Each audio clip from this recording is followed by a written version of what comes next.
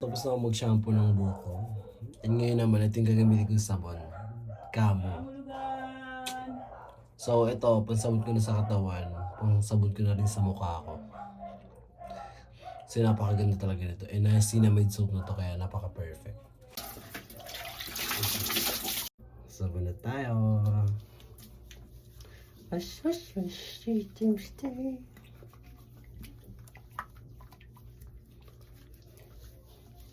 Balikan ko kayo.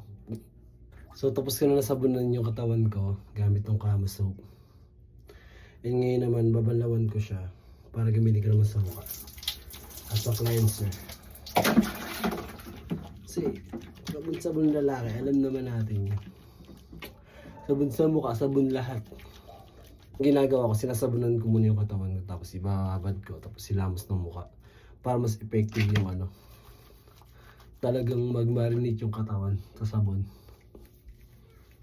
Diba? Massage mo lang ng bongga. Lakas talaga maka-refreshing after balawan ng mukha gamit yung sabon na Kamo.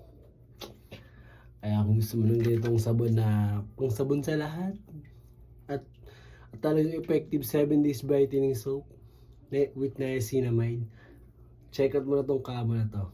Check out na.